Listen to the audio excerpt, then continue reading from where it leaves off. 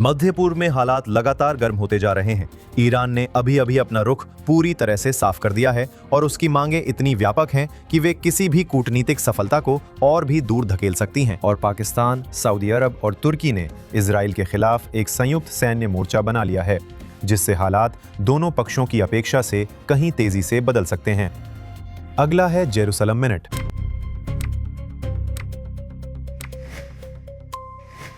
JNS TV पर Jerusalem minute में आपका फिर से स्वागत है। एलेक्स, अब ईरान हॉर्मुज जलडमरू मध्य खोलने के लिए अपनी मांगों की सूची बना रहा है। उनकी सर्वोच्च राष्ट्रीय सुरक्षा परिषद का कहना है कि ये रणनीतिक जलमार्ग तब तक बंद रहेगा जब तक वॉशिंगटन अपना व्यवहार नहीं सुधारता। मांगों में युद्ध का स्थायी अंत, अमेरिकी नौसैनिक नाकाबंदी का अंत और क्षेत्र से अमेरिकी सेनाओं की वापसी शामिल है।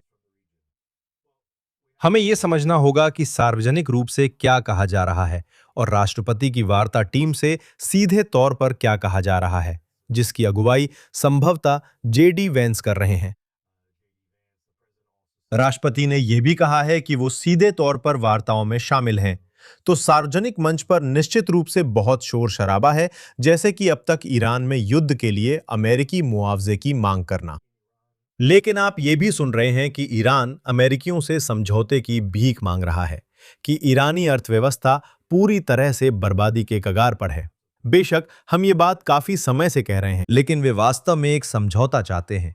यह स्पष्ट नहीं है कि अमेरिकी किससे बातचीत कर रहे हैं, लेकिन जो आप देख रहे हैं वो एक ऐसे पैटर्न का हिस्सा है जो अब बहुत पूर्वानुमेय हो गया है, जिसमें ईरानी कहते हैं कि वे समझौता चाहते हैं। अमेरिकी ईरान के साथ समझौते की ओर झुकाव दिखाते हैं, अचानक ईरानी मांगे रख देते हैं। राष्ट्रपति ट्रंप और अन्य लोग कहते हैं, आप जानते हैं, हम समझौते के बहुत करीब हैं। कहते हैं कि हम तुरंत ही समझौते पर पहुंचने वाले हैं। फिर आप देखते हैं कि वे कहते हैं, ठीक है, लगता है जहाज होर्मुज जलडमरू मध्य से गुजर रहे हैं। फिर अचानक किसी जहाज पर हमला हो जाता है। आप जानते हैं, तो हम अभी ऐसे दौर में हैं जो ज्यादा अच्छा नहीं दिखता, लेकिन आप जानते हैं, ऐसा लगता है कि यही पैटर्न अब नया सामान्य बन गया है। बिल्कुल, और यहाँ आपके सामने राष्ट्रपति ट्रंप हैं। हम इस क्लिप पर चलते हैं जहां वो फिर से कह रहे हैं, ये ईरान का आखिरी मौका है।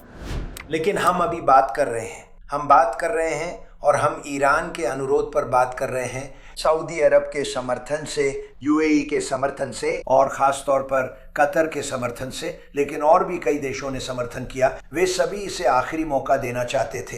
ये आखिरी मौका है, ये उनके लिए एक अच्छा दस्तावेज साइन करने का आखिरी मौका है। अगर वे फिर से पीछे हटते हैं तो क्या उनका काम खत्म हो जाएगा? अगर वे फिर से पीछे हटते हैं तो उन्हें बहुत कड़ी मार पड़ेगी। ये बिल्कुल वैसा ही है जैसा आप अभी कह रहे थे। राष्ट्रपति ट्रंप की धमकी देने की वो आदत, कहना कि ये आखिरी मौका है, लेकिन उन्होंने ये बार बार कहा है, ये आखिरी मौका है जब तक अगला मौका नहीं आ जाता। बिल्कुल सही। मेरा मतलब है, मुझे लगता है कि ट्रंप जब कहते हैं कि अगर वे समझौते पर हस्ताक्षर नहीं करते हैं तो उन्हें बहुत कड़ी मार पड़ेगी, तो वो सही है और उन पर विश्वास किया जाना चाहिए। और यही पैटर्न रहा है। पैटर्न यह है कि ठीक है, बातचीत में शामिल हो जाओ। आप इन प्रक्रियाओं से गुजरते हैं जिनमें अड़ियल रवैया होता है, बड़ी मांगे होती हैं, जलडमरू मध्य में जहाजों पर हमला करना, और फिर हाँ, संयुक्त राज्य अमेरिका वाकई बहुत कड़ा हमला करता है, लेकिन सीमित तरीके से कड़ी मार करता है। वास्तव में बहुत कड़ी, सच में। आप जानते हैं, वे रणनीतिक ठिकानों पर सटीकता के साथ निशाना साधते हैं। लेकिन फिर ईरानी एक बार फिर समझौते के लिए गिड़गिड़ाते हुए वापस आते हैं और ट्रंप सच में आखिर तक नहीं जाना चाहते। और मुझे लगता है कि यह साफ होता जा रहा है कि अगर आप इसे रोकना चाहते हैं तो एकमात्र तरीका है आखिर तक जाना। लेकिन आखिर तक जाना, जाहिर है, पहले से बड़ा कदम होगा। आप जानते हैं, वे 6 हफ्तों की जंग, जिसमें संयुक्त राज्य अमेरिका और इजराइल साथ साथ थे, उस शासन को गिरा नहीं सकी। और मुझे लगता है कि ये ट्रंप के लिए भी एक निराशा रही होगी। मुझे लगता है कि ये इजराइल के लिए भी एक निराशा थी। आप जानते हैं, ऐसी कई रिपोर्ट्स हैं कि प्रधानमंत्री नेतन्याहू ने यह संकेत दिया था कि 6 हफ्तों की लगातार मुहिम के बाद शासन गिर जाएगा, ऐसी उम्मीदें थीं।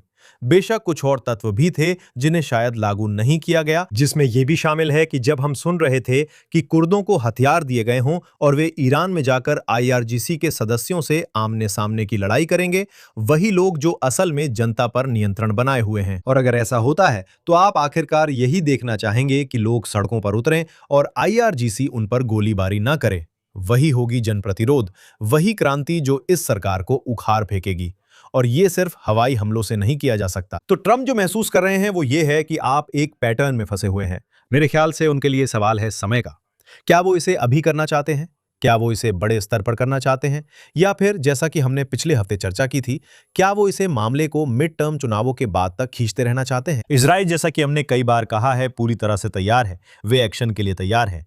उसी समय मैं आपको बता सकता हूं कि मुझे लगता है कि ज्यादातर इजरायली जो लगभग 3 साल की जंग झेल चुके हैं, इस समय अगस्त का महीना बिताने में काफी सहज महसूस कर रहे होंगे, जिसे आमतौर पर छुट्टियों का महीना माना जाता है। आप देख सकते हैं कि इजरायली लोग विदेश यात्रा कर रहे हैं या देश में ही छुट्टियां मना रहे हैं और उन्हें बम शेल्टर में छुपने की जरूरत नहीं पड़ रही है। मुझे लगता है कि ये इजरायली जनता के लिए बहुत जरूरी राहत है। हाँ, निश्चित रूप से इस हफ्ते की स्थिति पिछले हफ्ते से अलग है, जब हम पूरी तरह से युद्ध की कगार पर थे। इसी समय ईरान और ओमान ने होर्मुज जलडमरू मध्य को लेकर खासतौर पर शिपिंग लेन के संबंध में एक समझौता किया है। ईरान और ओमान ने होर्मुज जलडमरू मध्य से होकर जाने वाले एक निर्धारित नेविगेशन मार्ग के लिए विशेष भौगोलिक निर्देशांकों पर सहमति जताई है। तो इन दोनों देशों के बीच ये समझौता कितना महत्वपूर्ण है? मुझे लगता है कि ये उसी पैटर्न का हिस्सा है जिसे हम देख रहे हैं। ये यहाँ की एक और अवस्था है। ये जलडमरू मध्य ईरान और ओमान से घिरे हुए हैं और अब वे एक तरह के समन्वित मार्ग के बारे में बात कर रहे हैं, जहां होर्मुज जलदमर मध्य में प्रवेश करने वाले जहाज ईरान के क्षेत्रीय जल से गुजरेंगे, वहीं होर्मुज जलदमर मध्य से बाहर निकलने वाले जहाज ओमान के क्षेत्रीय जल से गुजरेंगे। इस बीच यह स्पष्ट नहीं है कि संयुक्त राज्य अमेरिका ने इन शर्तों में से किसी पर सहमति दी है या नहीं। ये भी 100% स्पष्ट नहीं है कि क्या ये वही होगा जिसे राष्ट्रपति और जेडी वांस ने टोल फ्री शिपिंग कहा था। ठीक है, याद रखिए, ये एक अंतर्राष्ट्रीय जलमार्ग है। ये एक प्राकृतिक जलमार्ग है। ये किसी देश की जमीन से होकर बना हुआ नहर नहीं है जिसे उस देश ने बनाया हो, जैसे स्वेज नहर या पनामा नहर, जहां उन देशों मिस्र और पनामा को जहाजों के गुजरने के लिए पैसे वसूलने का अधिकार है, क्योंकि उन्होंने उस नहर को बनाने में पैसा लगाया था। ये एक प्राकृतिक अंतर्राष्ट्रीय जलमार्ग है। आप नहीं चाहेंगे कि यहां कोई टोल लगे, आप नहीं चाहेंगे कि यहां कोई बारूदी सुरंगें बिछाई जाएं, और आप नहीं चाहेंगे कि कोई स्पीड बोट या ड्रोन जाकर इन जहाजों पर हमला करें। जैसा कि राष्ट्रपति ट्रंप ने कहा है, आप जानते हैं, वे जहाज खुद में जहाज और उस पर लदे माल, जो ज्यादातर मामलों में तेल होता है, मिलाकर अरबों डॉलर के हो सकते हैं।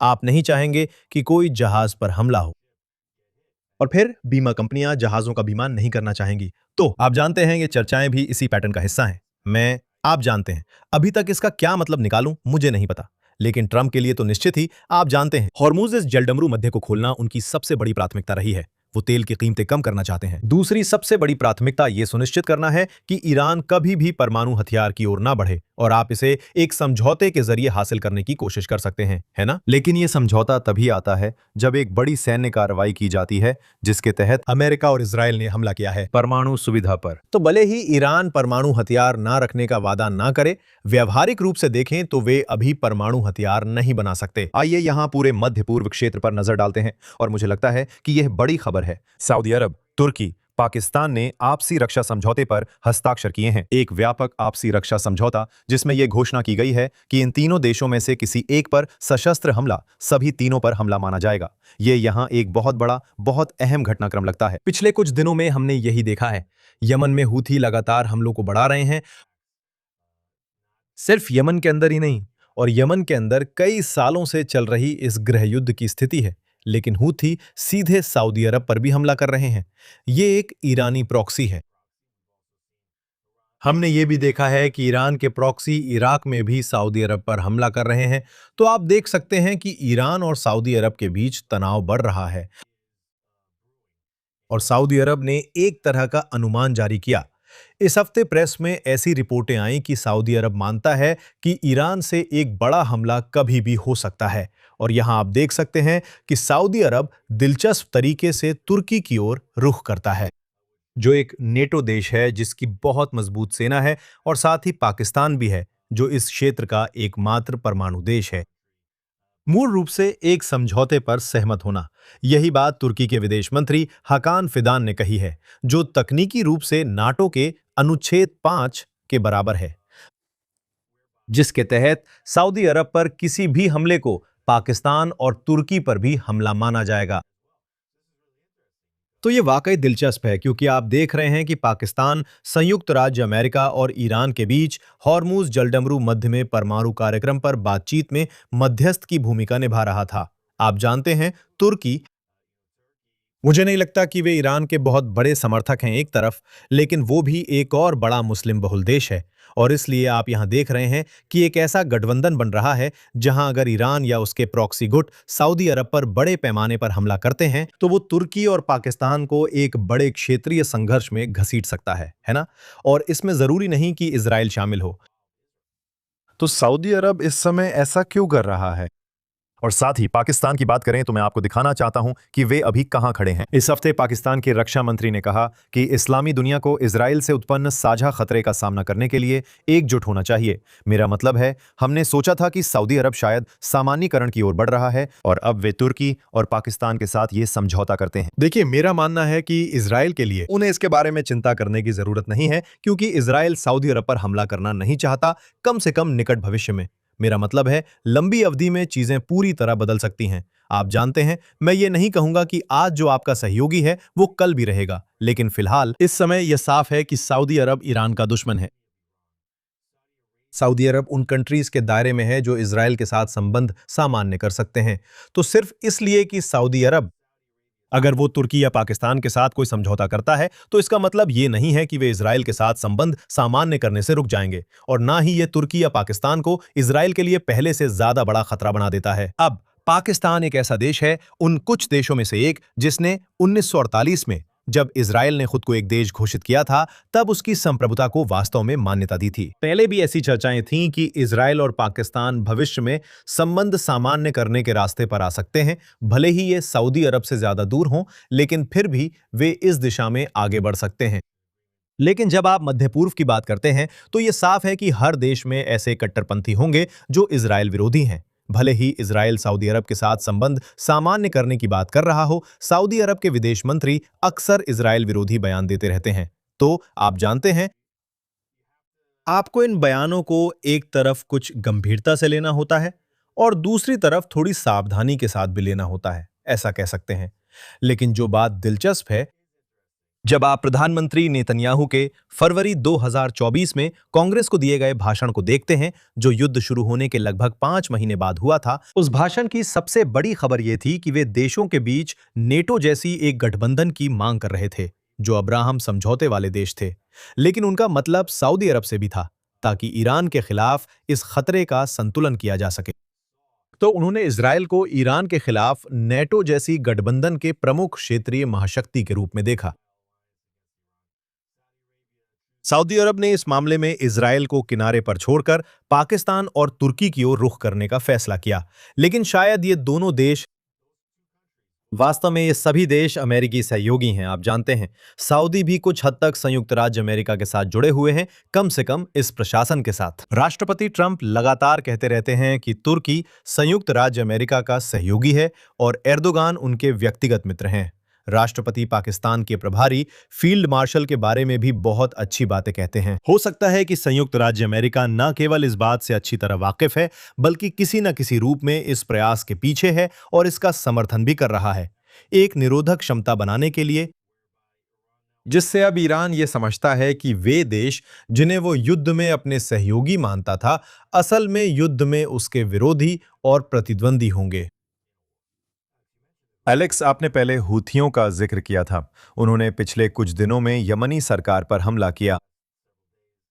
यह सिर्फ किसी खुले मैदान में हुआ एक यादृच्छिक मिसाइल हमला नहीं है। इसमें 10 लोग मारे गए, 8 सरकारी सैनिक थे, 2 नागरिक थे। अब वे यमन में वहां की सरकार पर हमला कर रहे हैं। मेरा मतलब है, मैंने काफी समय से नहीं सुना कि उस देश में ईरान समर्थित हूथियों की मौजूदगी के साथ वो सरकार कितनी प्रभावी या सक्षम है। आइए इस बड़े हमले के महत्व के बारे में बात करते हैं, जिसे मैं बड़ा हमला कहूंगा, जिसमें 10 लोग मारे गए थे। सही है, हूथी निश्चित रूप से सऊदी अरब के खिलाफ खड़े हो रहे हैं।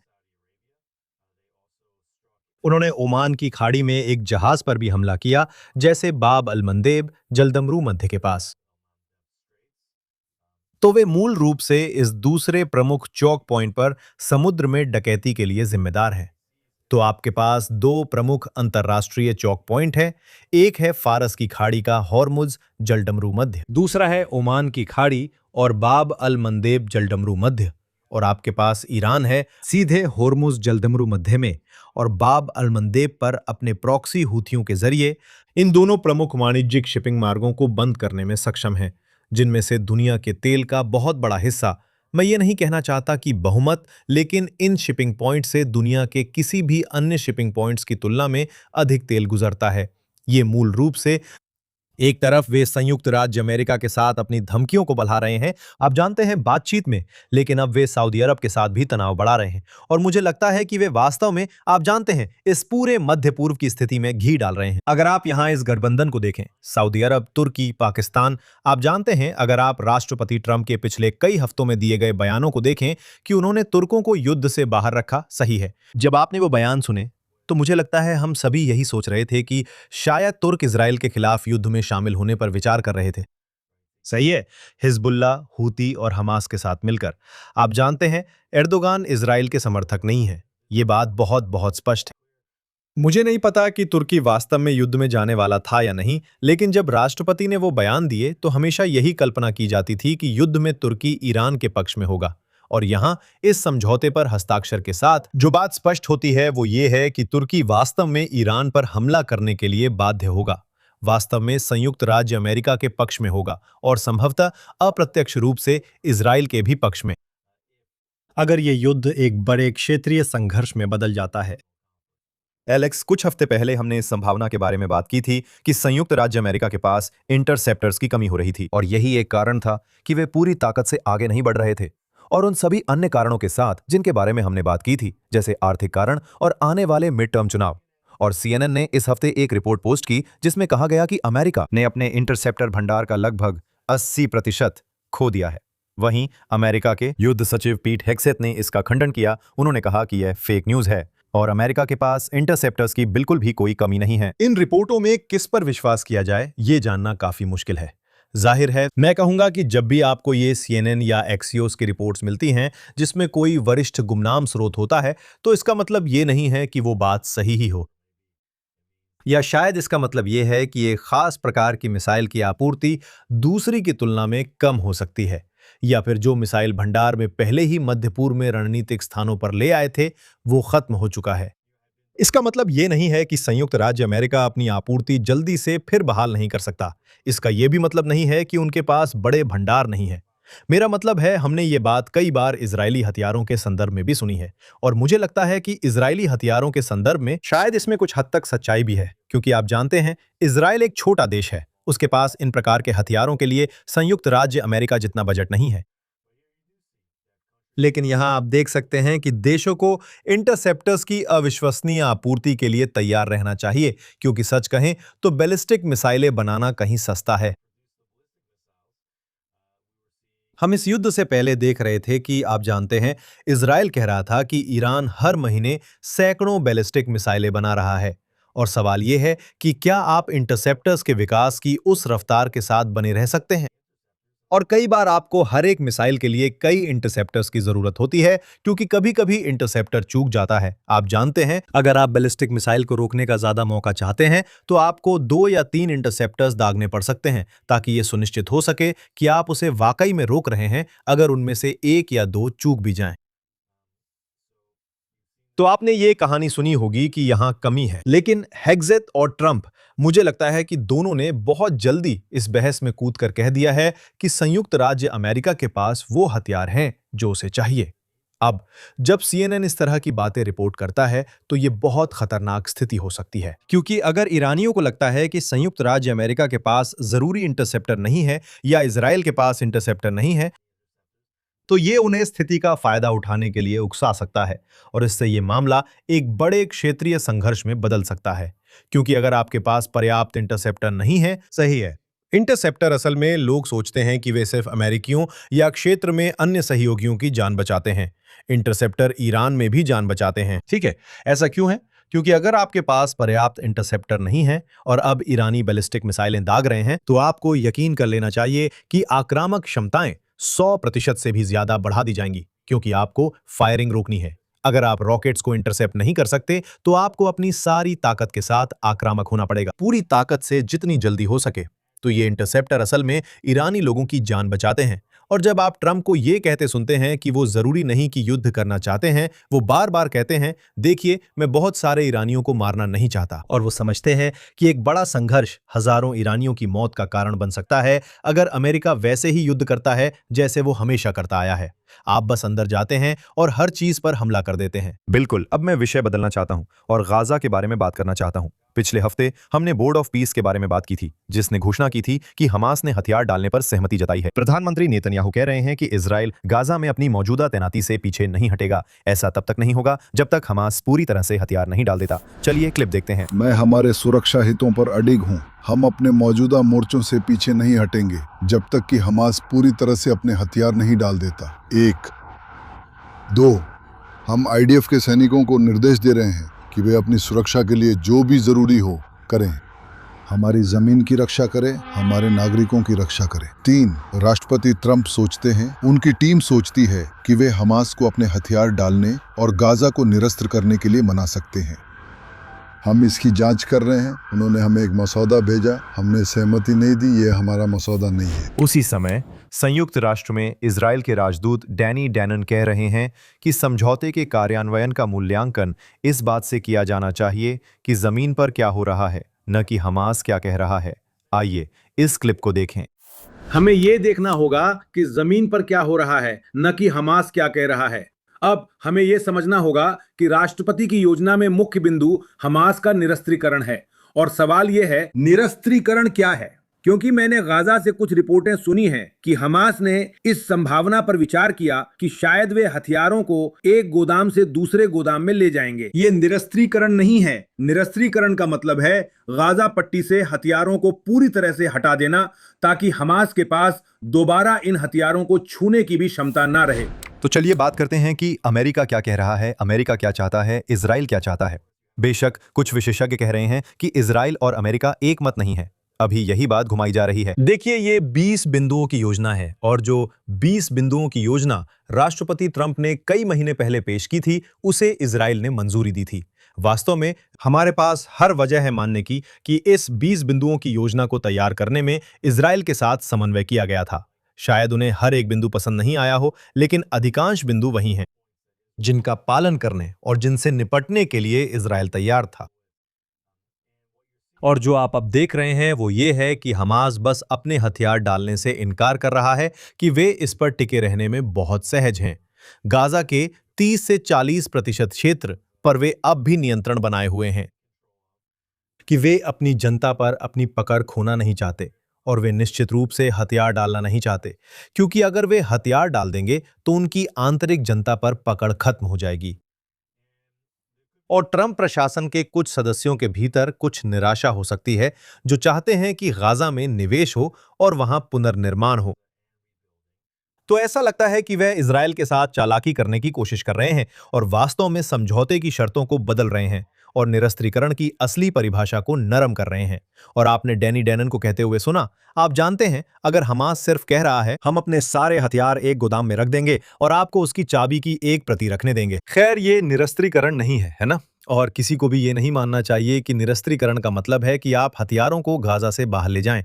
और जब आप हथियारों की बात करते हैं तो आप भारी हथियारों जैसे आरपीजी और अन्य चीजों की बात कर रहे हैं, और आप मशीन गनों की भी बात कर रहे हैं, जिसका इस्तेमाल वे स्थानीय आबादी को डराने और नियंत्रण में रखने के लिए करते हैं। तो दो चीजें हैं जो होनी चाहिए। एक है हमास का विसैन्यीकरण, और दूसरी ये कि हमास को शासक इकाई नहीं होना चाहिए। जब तक हमास के पास हथियार हैं, वे शासक इकाई बने रहेंगे।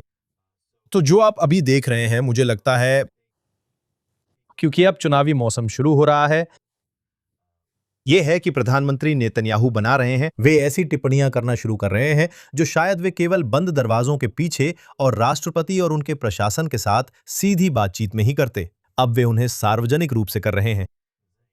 कह रहे हैं कि हम नई शर्तों को अस्वीकार करते हैं। लेकिन क्या हुआ?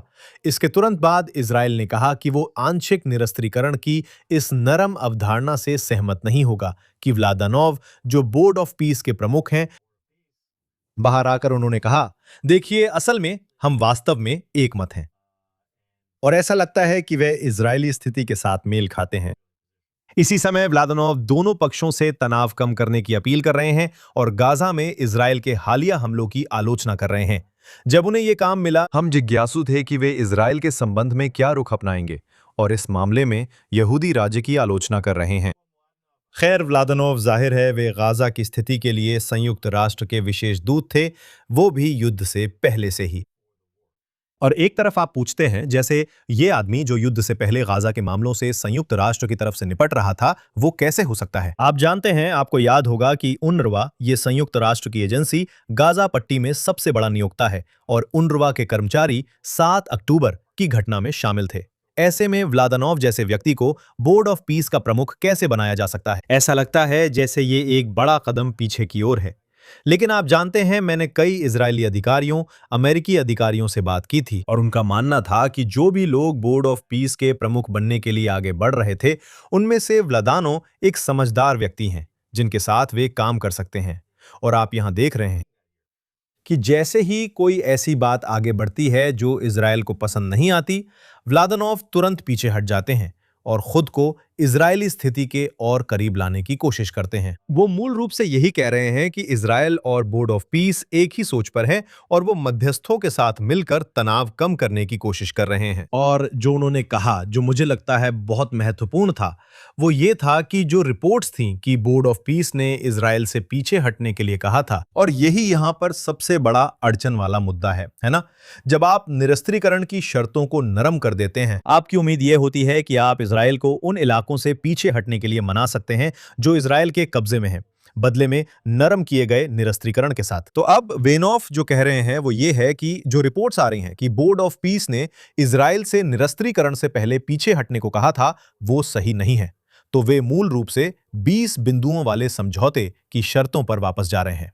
और मुझे लगता है कि आप जानते हैं, यहां जिस बात का जिक्र नहीं हो रहा है, और हमने अभी एक सेकंड पहले यह भी कहा था कि नेतन्याहू अब चुनावी मौसम में है। सवाल यह है कि आप किस इजरायली नेता पर भरोसा करते हैं कि वो इस स्तर के संघर्ष को संभाल सकें, क्योंकि इजरायली लोग, अगर आप गादी आइजनकोट जैसे किसी को ले, जो बहुत अच्छी अंग्रेजी नहीं बोलते, ठीक है, और अंग्रेजी में काम करने की बारीकियों को नहीं समझते, अमेरिकी प्रशासन के साथ, शायद बोर्ड ऑफ पीस के साथ, शायद यूरोपियनों के साथ, नेतन्याहू अभी काफी संतुलन बनाकर चल रहे हैं। एक तरफ आप जानते हैं, उन्हें कानून के अक्षर अक्षर तक यह समझना है कि इस 20 बिंदुओं वाली शांति योजना की भाषा क्या है। आप जानते हैं, वे उसकी मंजूरी और मसौदा तैयार करने में शामिल थे ताकि यह सुनिश्चित किया जा सके कि अमेरिकी उस पर टिके रहें, लेकिन ऐसा इस तरह से करना कि इजरायल को विरोधी ना बना दे। सही है? तो आप कैसे जानते हैं वेंस को बनाए रखते हैं? विटकॉफ, कुशनर, जो उनके सहयोगी नहीं है लेकिन कभी कभी विरोधी सहयोगी होते हैं। आप जानते हैं, आप उन्हें अपने करीब कैसे रिसेप्टिव हैं। आप जानते हैं, गुस्से या इजरायल के खिलाफ आक्रामकता की हद तक ना जाएं। आप जानते हैं, ये कुछ ऐसा है जो नेतन्याहू मेरी राय में किसी से बेहतर करते हैं, और मुझे नहीं पता कि क्या ये कुछ ऐसा है जिसके बारे में इजरायली सच में सोच रहे हैं जब वे चुनाव की ओर बढ़ रहे हैं। आपने जेडी वेंस का जिक्र किया। शायद वो इजरायल के प्रति अपना रुख नरम करने की कोशिश कर रहे हैं, खासकर पिछले महीने जो रोगन एक्सपीरियंस में ये कहने के बाद कि इजरायल एक अच्छी तरह से वित्त पोषित अभियान चला रहा है ताकि बातचीत को नाकाम किया जा सके और ईरान के साथ लगातार युद्ध की ओर वापस जाया जा सके। यही उन्होंने पिछले महीने कहा था। अब हमारे पास ये ताज़ा वीडियो है, मेरा मानना है फॉक्स न्यूज़ पर, जिसमें वो प्रधानमंत्री नेतन्याहू के साथ अपने संबंधों के बारे में बात कर रहे हैं। आइए इस क्लिप को देखते हैं। उन्होंने मुझसे कोई टकराव नहीं किया। हमारी एक अच्छी और खुली बातचीत हुई। मेरा मतलब है, देखिए, जैसा कि मैंने बार बार कहा है लॉरा, इजराइल एक बेहतरीन साझेदार रहा है। वे संयुक्त राज्य अमेरिका के सहयोगी हैं, लेकिन जैसे फ्रांस या ब्रिटेन या संयुक्त राज्य अमेरिका के कोई भी अन्य सहयोगी, हमारे बीच कभी कभी मतभेद हो जाते हैं। और मुझे लगता है कि अमेरिकी मीडिया इस गतिशीलता से बहुत आकर्षित है। लेकिन सीधी सच्चाई यह है कि मेरा काम पृथ्वी पर किसी भी अन्य देश के हितों को नहीं, बल्कि केवल संयुक्त राज्य अमेरिका के हितों को आगे बढ़ाना है। हमारी, मैं ईमानदारी से कहूं तो, एक सुखद लेकिन सीधी बातचीत हुई थी। मुझे ऐसा नहीं लगा कि मुझसे टकराव किया गया। तो आपने देखा, उपराष्ट्रपति वेंस ने वॉशिंगटन में 2 हफ्ते पहले प्रधानमंत्री नेतन्याहू के साथ अपनी मुलाकात का जिक्र किया। क्या आपको लगता है कि जेडी वेंस ने इजराइल पर अपना रुख बदल लिया है? क्या वो जो रोगन पर की गई टिप्पणियों के बाद अब पीछे हट रहे हैं? वो किस तरह का खेल खेल रहे हैं? हाँ, मुझे लगता है कि वेंस अपनी बातों से पीछे हट रहे हैं। उन्होंने इजराइल के बारे में काफी कट्टर टिप्पणियां की थी। आप जानते हैं, उन्होंने इजराइल की तुलना कतर, चीन और अन्य देशों से की थी जो अमेरिकी राजनीति को प्रभावित करते हैं। और उन्होंने कहा कि जैसा कि आपने उल्लेख किया कि एक अच्छी तरह से वित्त पोषित अभियान था जो संयुक्त राज्य अमेरिका और ईरान के बीच वार्ता को कमजोर करने की कोशिश कर रहा था और नेतन्याहू आए, मुझे लगता है बहुत दृढ़ता से लेकिन विनम्रता से। याद रखिए, नेतन्याहू विश्व मंच पर सबसे अनुभवी राजनयिकों में से एक हैं। आप जानते हैं, आप वेंस की कही बातें सुनते हैं, आप ट्रंप की कही बातें सुनते हैं। नेतन्याहू कभी भी इस तरह से बात नहीं करते। नेतन्याहू कभी भी संयुक्त राज्य अमेरिका के राष्ट्रपति के कार्यालय या व्हाइट हाउस में जाकर उन्हें सार्वजनिक रूप से अपमानित नहीं करते। वो बहुत विनम्र हैं, वो दूसरों का बहुत सम्मान करते हैं, वो आदरपूर्वक पेश आते हैं। वो ये समझते हैं कि एक तरफ संयुक्त राज्य अमेरिका सबसे बड़ी महाशक्ति है, लेकिन दूसरी तरफ वो ये भी समझते हैं कि उन परिस्थितियों में इजरायल की ताकत और प्रभाव कितना है, और वो इसे बहुत सावधानी से संतुलित करते हैं। तो वो बहुत विनम्रता से गए, लेकिन उन्होंने बहुत स्पष्ट रूप से वेंस को बताया कि वेंस द्वारा दिए गए बयान बहुत खतरनाक हैं। सिर्फ मध्य पूर्व में संघर्ष की संभावनाओं के संदर्भ में ही नहीं, बल्कि शायद नेतन्याहू के लिए इससे भी ज्यादा महत्वपूर्ण है। संयुक्त राज्य अमेरिका में इंजील ईसाइयों के समर्थन को कमजोर करना, जो स्वाभाविक रूप से खुद को इजरायल के साथ जोड़ना चाहते हैं, और उनके लिए यह विचार कि इजरायल का नाम कतर और चीन के साथ एक ही वाक्य में लिया जाए, मुझे लगता है बहुत नुकसानदायक है। और आपने यहां क्या देखा? जब वंस कहते हैं, सबसे पहली बात कि हमारी जो बातचीत हुई वो शिष्ट थी, सम्मानजनक थी। मुझे ऐसा नहीं लगा कि मुझसे टकराव हुआ। मुझे लगता है आप इस बात पर विश्वास कर सकते हैं कि नेतन्याहू कभी भी उनसे बहुत विरोधी तरीके से टकराव नहीं करेंगे। वो बस अपनी बात साफ साफ रख देंगे। और जो वंस ने आगे कहा, वंस ने इन टिप्पणियों में लॉरा इंग्रम के शो में इजरायल की तुलना किससे की? उन्होंने इजरायल की तुलना फ्रांस और ग्रेट ब्रिटेन से की, जो सहयोगी हैं, जो कभी कभी संयुक्त राज्य अमेरिका से असहमत हो सकते हैं, लेकिन आप अभी भी पश्चिमी देशों की बात कर रहे हैं। मुख्य महाशक्ति सहयोगी जिनके साथ अधिकांश अमेरिकी महसूस करते हैं कि उन्हें संयुक्त राज्य अमेरिका के साथ होना चाहिए, है ना? जब आप नाम लेंगे, जैसे अगर आप अमेरिकियों से सर्वे करें और पूछें, आप जानते हैं अमेरिका के सबसे बड़े सहयोगी कौन हैं? वे शायद कहेंगे, आप जानते हैं, इंग्लैंड, फ्रांस। तो यहां वंस इंग्लैंड, फ्रांस, इजराइल को एक ही बातचीत में कह रहे हैं, कतर, चीन, इजराइल की बजाय। तो निश्चित रूप से वांस की ओर से अपने रुख से पीछे हटना है। मुझे लगता है कि ये एक उपयोगी वापसी है, लेकिन हमें देखना होगा, क्योंकि आप जानते हैं वो इन टिप्पणियों के मामले में थोड़ा सा झूलते रहते हैं। ये इस बात पर निर्भर करता है कि सामने कौन है। आइए अब लेबनान की ओर बढ़ते हैं एलेक्स। बातचीत जारी है। अमेरिका ने इस पिछले हफ्ते रोम में इजराइल और लेबनान के बीच बातचीत करवाई। विचाराधीन मुद्दों में से एक है दक्षिणी लेबनान में ये पायलट सुरक्षा क्षेत्र, और रिपोर्ट्स के मुताबिक इजराइल उन देशों पर विचार कर रहा है, जिनमें शायद स्विट्जरलैंड भी शामिल है, कि वे इन पायलट सुरक्षा क्षेत्रों की निगरानी करने वाली बलों में से एक हो सकते हैं जो दक्षिणी लेबनान में हैं। बिल्कुल, इजराइल इस बात पर जोर दे रहा है कि हिजबुल्लाह को वहां हालात स्थिर होने से पहले निरस्त किया जाना चाहिए। आइए इन वार्ताओं के संदर्भ में स्थिति के बारे में बात करते हैं। देखिए, ये वार्ताएं जारी हैं। याद कीजिए, कुछ हफ्ते पहले रोम में हमारी बातचीत हुई थी। हमें पता था कि ये वार्ताएं आगे भी चलती रहेंगी।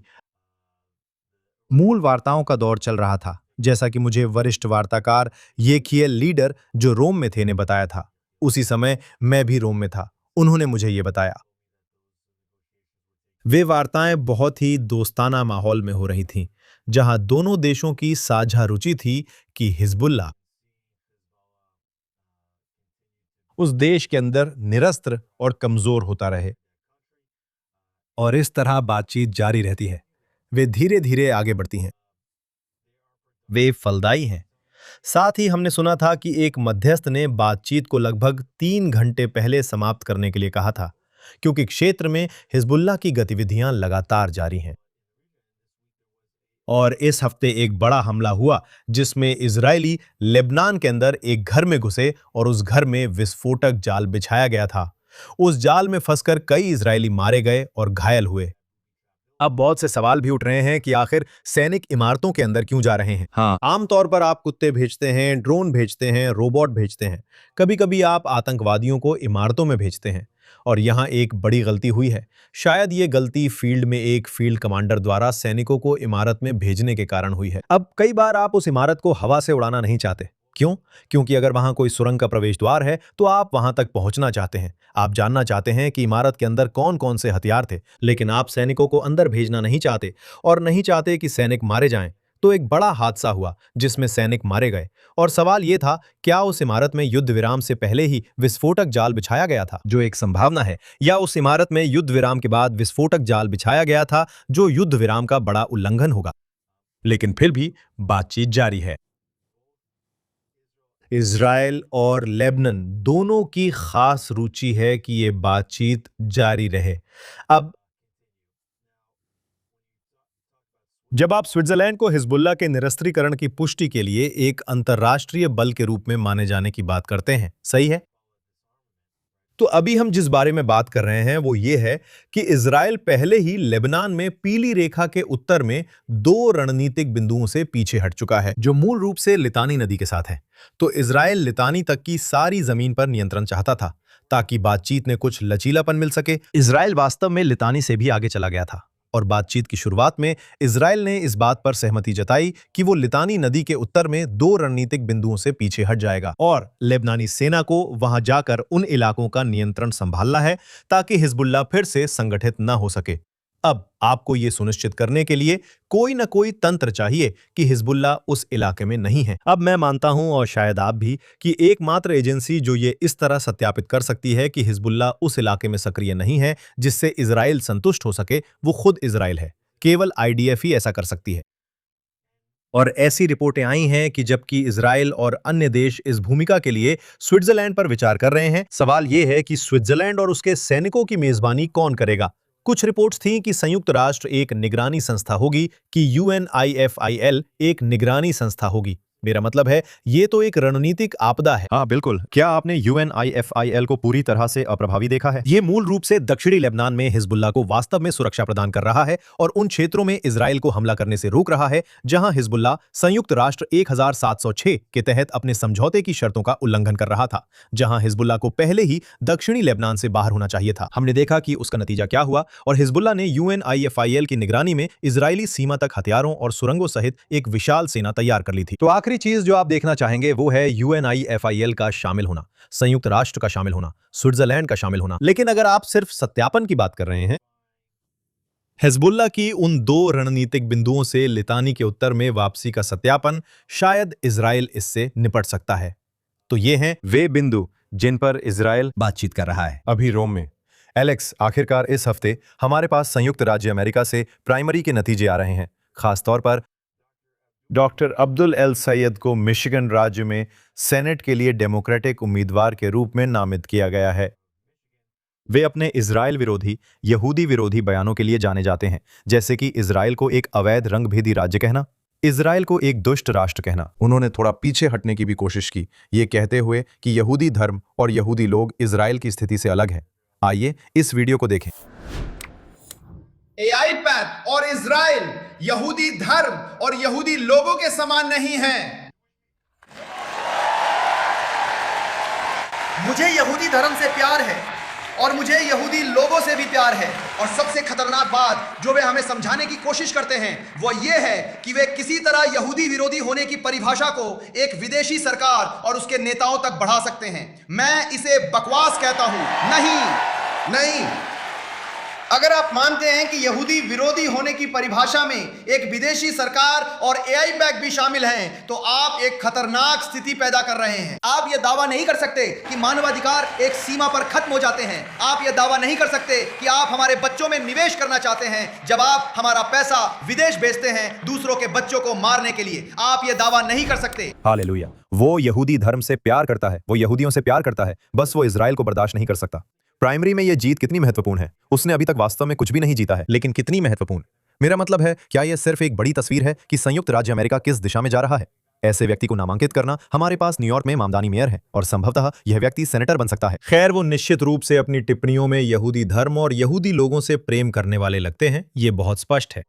और यही वो खतरनाक झूठ है जो आप यहां कहते हैं कि मैं यहूदी विरोधी नहीं हूं, मैं यहूदी लोगों से प्यार करता हूं। मुझे बस इजराइल देश की नीतियां पसंद नहीं है। आप जानते हैं, मैं नहीं चाहता कि संयुक्त राज्य अमेरिका पूरे विश्व के एकमात्र यहूदी देश का समर्थन करे। आप जानते हैं, मैं नहीं चाहता कि संयुक्त राज्य अमेरिका इजराइल को कोई भी हथियार भेजे या बेचे। आप मूल रूप से वही परिस्थितियां बनाने की कोशिश कर रहे हैं जिनमें वे देश जिन्हें आप समर्थन करते हैं, एल सैयद, जिन मुस्लिम देशों का आप समर्थन करते हैं, इजराइल देश पर हमला करने और उसे हराने की क्षमता होगी। तो आप जानते हैं, आप मूल रूप से कह रहे हैं मैं यहूदी विरोधी नहीं हूं। खैर, जानते हैं क्या? अगर आप इजराइल पर दोहरे मापदंड लागू कर रहे हैं जो आप दुनिया के किसी और देश पर लागू नहीं करते, तो आप वास्तव में यहूदी विरोधी हैं। मुझे लगता है कि ये प्राथमिक चुनाव महत्वपूर्ण है ना? अब एल सैयद को अभी भी आम चुनाव से गुजरना है और लोग ये नोट कर रहे हैं कि मिशिगन एक स्विंग स्टेट है। ये डेमोक्रेटों का पक्का राज्य नहीं है। तो ये संभावना है कि एल सैयद आम चुनाव में हार सकते हैं। याद रखिए, मिशिगन वो राज्य है जहां अमेरिका के अधिकांश कार निर्माता हैं। और कई बार ऐसा होता है कि ये ब्लू कॉलर वर्कर्स, आप जानते हैं, वोट देने की प्रवृत्ति रखते हैं। वे डेमोक्रेट के बजाय रिपब्लिकन को वोट दे सकते हैं। ये जानना दिलचस्प है कि एआई पैक ने हेली स्टीवंस के समर्थन में एल सैयद के खिलाफ अभियान में लगभग $30 मिलियन लगाए। अब इसका मतलब ये नहीं है कि हेली स्टीवंस, जिन्हें मूल रूप से एक मध्यमार्गी डेमोक्रेट माना जाता था, इसका मतलब ये नहीं है कि वो इजराइल के मामले में भी बहुत अच्छी थीं। सही है, उनका इजराइल पर रिकॉर्ड बहुत अच्छा नहीं था, लेकिन एल सैयद की तुलना में, आप जानते हैं, वो इजराइल के मामले में एक फरिश्ते जैसी लग रही थीं। तो आप देख सकते हैं कि एआई पैक किस तरह मुश्किल में फंसा हुआ है ना? $30 मिलियन लगा रहा है और बस सोचिए कि इन अभियानों में कितना पैसा लगता है। जानते हैं, अगर आपको हर अभियान के पीछे $30 मिलियन लगाने पड़े ताकि एक सेनेट सीट जीत सकें, और वो तो सिर्फ प्राइमरी में है ना? तो इसका मतलब है कि चुनाव के दोनों पक्षों पर $60 मिलियन सिर्फ प्राइमरी में ही खर्च हो सकते हैं, और फिर आपके पास आम चुनाव भी है।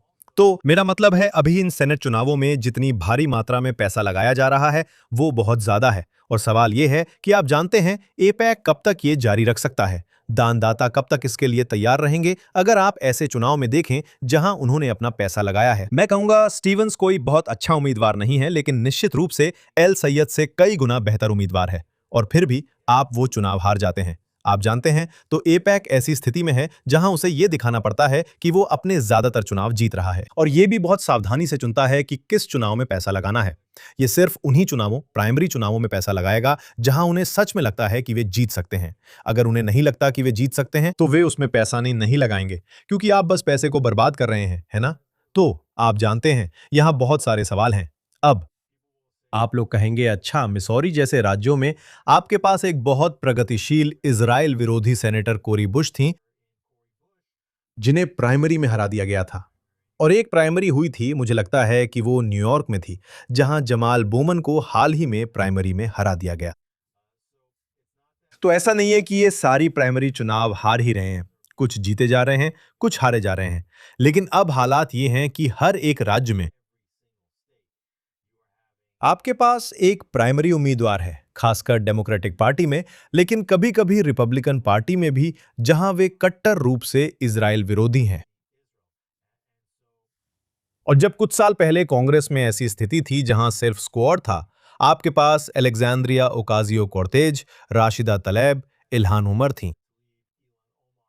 लोग कह रहे थे, देखो, ये तो सिर्फ 3 ही है, और मैं कह रहा था, अगला चुनाव आएगा तो ये संख्या 10 हो जाएगी। तो अब हम 2026 में है, और ये ना तो 3 है, ना ही 10। हर एक राज्य इसी तरह का उम्मीदवार खड़ा करने की कोशिश कर रहा है, और मुझे लगता है कि आप देख रहे हैं कि डेमोक्रेटिक पार्टी का भविष्य ऐसा है कि ये और भी ज्यादा प्रगतिशील होती जा रही है, ये और भी ज्यादा इजराइल विरोधी होती जा रही है। और अब बड़ा सवाल यह है कि इस चुनाव में मध्यमार्गी डेमोक्रेट्स किसका समर्थन करेंगे? चक शूमर जैसे लोग, जो पहले सेनेट के बहुमत नेता थे, क्या वो अपना समर्थन और साथ देंगे? और बाकी लोग, क्या वे एल सैयद का समर्थन करेंगे? और इसका जवाब है कि उन्होंने प्राइमरी में शूमर का समर्थन किया था। सही है, तो हाँ, सही है, और वे निश्चित रूप से आम चुनाव में भी उनका समर्थन करेंगे। तो डेमोक्रेटिक पार्टी की जो मध्यमार्गी मुख्यधारा है, वो डेमोक्रेटिक पार्टी की इस प्रगतिशील शाखा से बहुत डरती है, और वे उनके खिलाफ खड़े होने के लिए कुछ भी नहीं कर रहे हैं, और आखिरकार वे वास्तव में ऐसे लोगों का समर्थन ही करने वाले हैं। तो मुझे लगता है कि एक तरफ स्थिति पूरी तरह से नहीं बिगड़ी है, और आप देख सकते हैं कि इनमें से कुछ प्राइमरी मुकाबले वाकई मायने रखते हैं। और एल सैयद ने मिशिगन में बहुत कम अंतर से जीत हासिल की। ये करीबी प्राइमरी थी, और स्टीवंस शायद सबसे अच्छा उम्मीदवार नहीं था, लेकिन सामान्य प्रवृत्ति यही है। भले ही कोरी बुश और जमाल बोमन जैसी कुछ जीतें मिली हैं, ये डेमोक्रेटिक पार्टी में और भी अधिक प्रगतिशील और इजराइल विरोधी उम्मीदवारों की ओर इशारा कर रहा है। और जैसा कि हमने कहा, आप रिपब्लिकन पक्ष में भी ये अलगाववादी प्रवृत्ति देख रहे हैं। तो इजराइल खुद को और भी ज्यादा घिरा हुआ महसूस कर रहा है। और ये आपको जेडी वेंस द्वारा दिए गए बयानों की ओर भी ले जाता है और क्यों प्रधानमंत्री नेतन्याहू को लगा कि जेडी वेंस के साथ दफ्तर में जाना और विनम्रता से उन्हें रिकॉर्ड सुधारने के लिए कहना इतना जरूरी था, क्योंकि अगर आप उस रिकॉर्ड को नहीं सुधारते तो जो होगा वो ये है कि आप रिपब्लिकन पक्ष में भी लोगों को खोना शुरू कर देंगे। और मुझे लगता है कि जो रिपब्लिकन इसे देख रहे हैं, तो आप इजराइल के मुद्दे पर प्रगतिशील डेमोक्रेट्स के साथ क्यों खड़े होंगे? आप जानते हैं, आप किसी और मुद्दे पर प्रगतिशील डेमोक्रेट्स के साथ नहीं खड़े होते, है ना?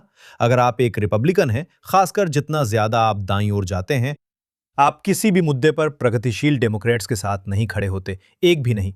तो अगर प्रगतिशील डेमोक्रेट्स बहुत बहुत ज्यादा इजराइल विरोधी होकर सामने आ रहे हैं, तो ये आपके लिए एक संकेत होना चाहिए कि आपको उस मुद्दे पर उनके साथ नहीं खड़ा होना चाहिए। नवंबर में मिड टर्म्स, एक हफ्ता पहले इजराइल में कनेसेट चुनाव, आगे दिलचस्प समय आने वाला है। वे एलेक्स ट्रेमन हैं, जेएनएस के सीईओ। मैं जोश शास हूं, जेएनएस का संवाददाता। हमारे साथ यहाँ फिर से जेएनएस टीवी के जेरूसलम मिनट पर जुड़ने के लिए धन्यवाद। सुनिश्चित करें कि आप सब्सक्राइब करें, हमें सुपर थैंक्स दें और जेएनएस टीवी द्वारा प्रदान की जाने वाली सारी शानदार सामग्री देखें। यहाँ पर्दे के पीछे काम करने वाले सभी लोगों को बड़ा सलाम। साथ ही इजराइल, मध्य पूर्व और पूरे यहूदी जगत की सभी ताजा खबरों के लिए jns.org पर जाएं।